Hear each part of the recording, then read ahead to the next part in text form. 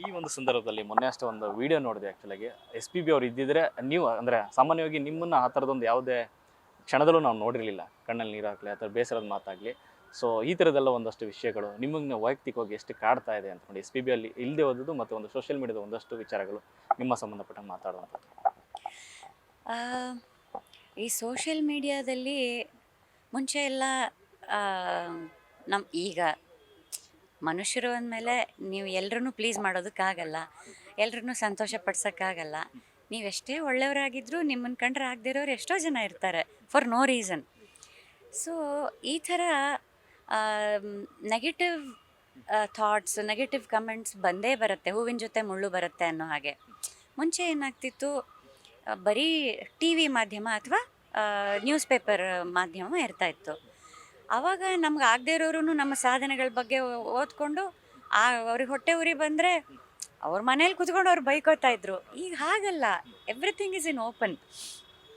Social media ಬಂದ ಮೇಲೆ ಯಾರು ಯಾರ ಬಗ್ಗೆ ಏನು ಬೇಕಾದರೂ ಮಾತಾಡಬಹುದು, ಬರಿಬಹುದು.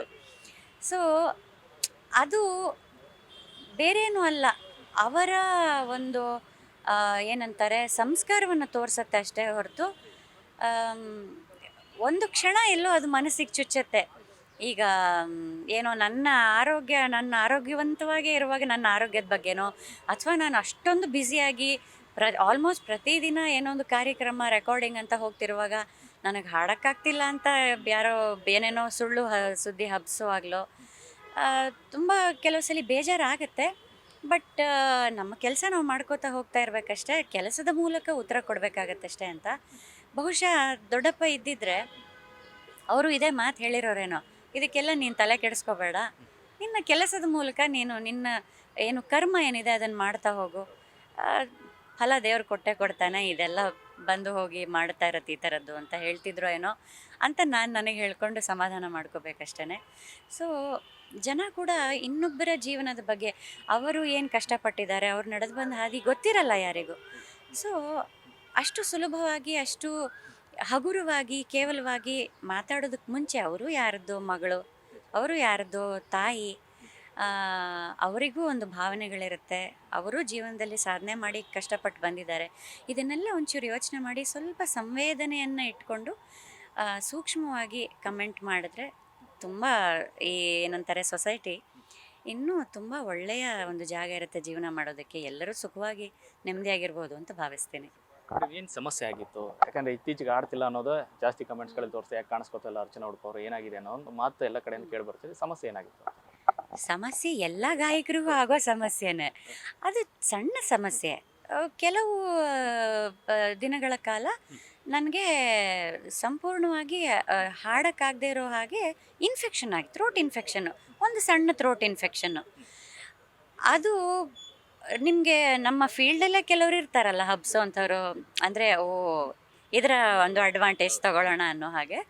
ಸೊ ಹಾಗೆ ಅದು ಕೈ ಕಾಲು ತಲೆ ಬಾಲ ಎಲ್ಲ ಬೆಳ್ಕೊಂಡು ಅದು ಅರ್ಚನಾ ಉಡುಪಾಗೆ ಆಪ್ರೇಷನ್ ಆಯಿತು, ಹಾಡೋಕ್ಕೆ ಆಗ್ತಿಲ್ಲ ಅನ್ನೋ ಹಾಗೆ ಆವಾಗ ಸುದ್ದಿ. ಇದು ಎಷ್ಟು 20 ವರ್ಷದ ಹಿಂದಿಂದು, 20 ವರ್ಷದ ಹಿಂದೆ ನಡೆದಂತಹ ಒಂದು ವಿಷಯ.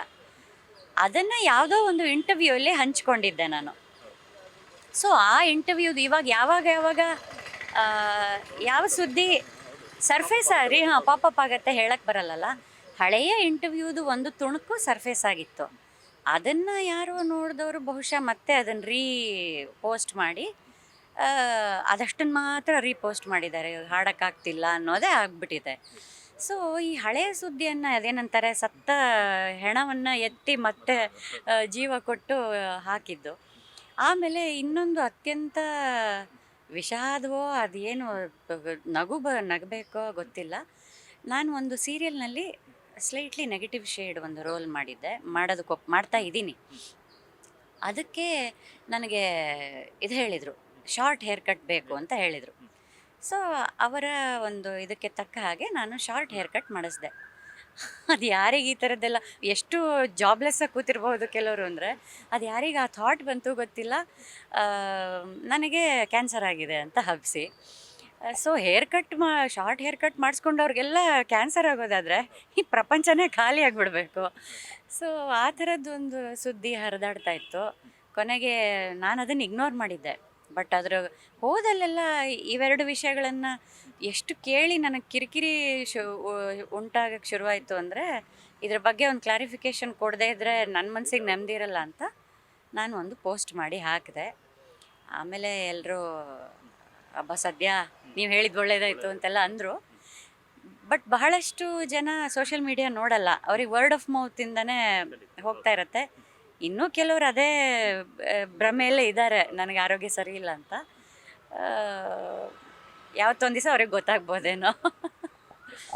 ಕೊನೆಯದಾಗಿ ನಿಮ್ಮ ಲೈನಪ್ಪಲ್ಲಿರುವಂಥ ನೆಕ್ಸ್ಟ್ ಸಾಂಗ್ಗಳೇನಾದರೂ ಬರುವಂಥದ್ದು ಯಾವ್ದಾದ್ರು ಇದೆಯಾ ಸಿನಿಮಾ? ನಾನು ಸ್ವರ ಸಂಯೋಜನೆ ಮಾಡಿ ಶಿಶುನಾಳ್ ಶರೀಫರ ಕೆಲವು ಹಾಡುಗಳನ್ನು ಬೇರೆ ಬೇರೆ ವಿಭಿನ್ನ ರೀತಿಯಲ್ಲಿ ಸ್ವರ ಸಂಯೋಜನೆ ಮಾಡಿ ಇಟ್ಟಿದ್ದೀನಿ. ಅದರಲ್ಲಿ ಒಂದು ಹಾಡನ್ನೇ ಸ್ವತಃ ಡಾಕ್ಟರ್ ಎಸ್ ಪಿ ಬಾಲಸುಬ್ರಹ್ಮಣ್ಯಂ ಅವರೇ ಹಾಡಿದ್ದಾರೆ. ಅದು ನನ್ನ ಸೌಭಾಗ್ಯ. ಹಾಂ, ಅದು ಕೋವಿಡ್ಗೂ ಮುಂಚೆ ರೆಕಾರ್ಡ್ ಮಾಡಿಟ್ಟಿದ್ದೆ. ಅವರನ್ನು ಹಾಕ್ಕೊಂಡು ವಿಡಿಯೋ ಮಾಡಬೇಕು ಅಂತ ಬಹಳ ಆಸೆ ಪಟ್ಟಿದ್ದೆ. ಅದಾಗಲಿಲ್ಲ, ಅವರಿಗೆ ಆರೋಗ್ಯ ಹದಗೆಡ್ತು, ಮತ್ತು ಬರಲೇ ಇಲ್ಲ ಅವರು ಆಸ್ಪತ್ರೆಯಿಂದ. ಸೊ ಅದನ್ನು ಏನಾದರೂ ವಿಭಿನ್ನ ಶೈಲಿಯಲ್ಲಿ, ಇವಾಗ AI ಎಲ್ಲ ಬಂದಿರೋದ್ರಿಂದ ಏನಾದರೂ ಮಾಡಿ ಅದನ್ನು ಹೊರತರಬೇಕು ಅಂತ ನಾನು, ಯಾಕಂದರೆ ಅವ್ರು ತುಂಬ ಇಷ್ಟಪಟ್ಟು ಹಾಡಿದಂಥ ಹಾಡೋದು. ಅವ್ರಿಗೆ ಭೈರವಿ ರಾಗ ತುಂಬ ಇಷ್ಟ. ನಾನು ಆ ರಾಗದಲ್ಲಿ ಕಂಪೋಸ್ ಮಾಡಿದ್ದೆ. ಎದೆ ತುಂಬಿ ಹಾಡುವೆನು ಕಾರ್ಯಕ್ರಮದಲ್ಲಿ ಆ ಹಾಡನ್ನು ಹಾಡಿದೆ, ನಾನು ಅವ್ರ ಜೊತೆ ಗೆಸ್ಟ್ ಜಡ್ಜ್ ಆಗಿ ಹೋಗಿದ್ದಾಗ. ಆವಾಗ ಅವ್ರು ತುಂಬ ಇಷ್ಟಪಟ್ಟರು. ತುಂಬ ಚೆನ್ನಾಗಿ ಮಾಡಿದ್ಯಮ್ಮ, ಆ ಸಾಲುಗಳಿಗೂ ಆ ರಾಗ ತುಂಬ ಚೆನ್ನಾಗಿ ಹೊಂದೋ ಹಾಗೆ ಮಾಡಿದ್ಯಾ ಅಂತ ಹೇಳಿದ್ರು. ನನಗೆ ಮನಸ್ಸಲ್ಲಿ ಆಸೆ ಇದ್ದಿದ್ದನ್ನು ಕೇಳಿಬಿಟ್ಟೆ, ರೈಟ್ ಟೈಮ್ ಇದು ಅಂದ್ಕೊಂಡು, ದೊಡ್ಡಪ್ಪ ಈ ಹಾಡನ್ನು ನೀವು ಹಾಡ್ತೀರಾ? ಅವರು ಒಂದು ಸೆಕೆಂಡ್ ಕೂಡ ಹಿಂದೆ ಮುಂದೆ ಯೋಚನೆ ಮಾಡಲಿಲ್ಲ. ಖಂಡಿತ ಹಾಡ್ತೀನಿ, ಕಳಿಸ್ಕೊಡು ಅಂದರು. ಅವರು ಚೆನ್ನೈಯಲ್ಲಿ ರೆಕಾರ್ಡ್ ಮಾಡಿ ವಾಪಸ್ ನನಗೆ ಕಳಿಸಿ, ನಾನು ಆ ಹಾಡು ಕೇಳಿದ ಮೇಲೆ ಫೋನ್ ಮಾಡಿ ಏನು ಕೇಳಿರಬಹುದು ಗೊತ್ತಾ ಅವರು? ಯು ಕಾಂಟ್ ಇವನ್ ಇಮ್ಯಾಜಿನ್ ಅಮ್ಮ, ಹೇಗೆ ಹಾಡಿದ್ದೀನಿ ನಾನು. ಈಗ ನೀನು ಸಂಗೀತ ನಿರ್ದೇಶಕಿ, ನಾನು ಸಿಂಗರ್ ಅಷ್ಟೇ. ನೀನು ಮಗಳು, ನಾನು ದೊಡ್ಡಪ್ಪ ಅಲ್ಲ. ಏನಾದರೂ ಎಲ್ಲಾದರೂ ತಪ್ಪು ಹಾಡಿದರೆ ನಾನು, ಅಥವಾ ನಿಂಗೆ ನಾನು ಇನ್ನೂ ಬೆಟರ್ ಮಾಡಿ ಹಾಡ್ಬೋದು ಅಂತ ಅನಿಸಿದರೆ ದಯವಿಟ್ಟು ಹೇಳು, ನಾನು ಮತ್ತೆ ಹಾಡ್ಬಿಟ್ಟು ಕಳಿಸ್ತೀನಿ. ಈ ಎಲ್ಲ ಕಾರಣಗಳಿಂದೆಲ್ಲ ಅವ್ರು ದೇವರಾಗೋದು. ಸೊ ಈ ಥರ ಯಾರು ಹೇಳ್ತಾರೆ? ಅಂಥ ದೊಡ್ಡ ಲೆಜೆಂಡು, ಇಷ್ಟು ಸಿಂಪ್ಲಿಸಿಟಿ. ಸೊ ಇದೆಲ್ಲ ನಮಗೆ ಜೀವನ ಪಾಠ. ಹೇಗಿರಬೇಕು ನಾವು, ಕಲಾವಿದರಾಗಿ ಹೇಗಿರಬೇಕು, ಆರ್ಟಿಸ್ಟಾಗಿ ಹೇಗಿರಬೇಕು ಅನ್ನೋವಂಥದ್ದು. ಸೊ ಆ ಹಾಡನ್ನು ಏನಾದರೂ ವಿಭಿನ್ನ ಶೈಲಿಯಲ್ಲಿ ಹೊರಗೆ ತರಬೇಕು ಅನ್ನೋ ಆಸೆ ಇದೆ. ಇನ್ನು ಒಂದು 5-6 ಹಾಡುಗಳು ಎಲ್ಲ ಜಾಝ್, ಎಲ್ಲವನ್ನು ಫೋಕ್, ಲೈಟ್ ಪಾಪ್, ಇದೆಲ್ಲವನ್ನು ಇನ್ಕ್ಲೂಡ್ ಮಾಡಿ ವಿಭಿನ್ನ ಶೈಲಿಯಲ್ಲಿ ಕಂಪೋಸ್ ಮಾಡಿದ್ದೀನಿ. ಸೊ ಒಂದೊಂದಾಗಿ ಎಲ್ಲ ಹಾಡುಗಳನ್ನು ಹೊರತರೋಣ ಅಂತ ಪ್ಲ್ಯಾನ್ ಇದೆ. ಅದ್ರ ನಡುವೆ ನನ್ನ ಆ್ಯಕ್ಟಿಂಗು ಸಾಗ್ತಾ ಇದೆ, ನನ್ನ ಶೋಸ್, ಲೈವ್ ಮ್ಯೂಸಿಕ್ ಶೋಸ್ ನಡೀತಾ ಇದೆ. ಸೊ ಎಲ್ಲ ಚೆನ್ನಾಗಿ ನಡ್ಕೊಂಡು ಹೋಗ್ತಾ ಇದೆ. Thank you madam. Thank you. Song ನಿಮ್ಮ ನೆಕ್ಸ್ಟ್ ಬರುವಂಥ ಮುಂದಿನ ಹಾಡುಗಳಿಗೂ ಮತ್ತು SPB ಅವರ ನೆನಪಿನಲ್ಲಿ ಬಿಟ್ಟಿರುವಂಥ ಈ ಸಾಂಗು ಕೂಡ ದೊಡ್ಡ ಸಕ್ಸಸ್ ಆಗಲಿ. Thank you so much. Thank you so much.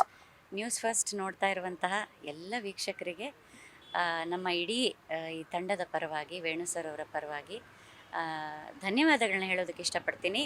ನಿಮ್ಮ ಇಷ್ಟೊಂದು ಸಮಯವನ್ನು ನಮಗೆ ಕೊಟ್ಟಿದ್ದಕ್ಕಾಗಿ, ಹಾಗೆ ಜನ ಎಲ್ಲ ನಿಮ್ಮ ಪ್ರೀತಿಯನ್ನು ನಮ್ಮ ಮೇಲೆ ಹೀಗೆ ಇಟ್ಟಿರಿ.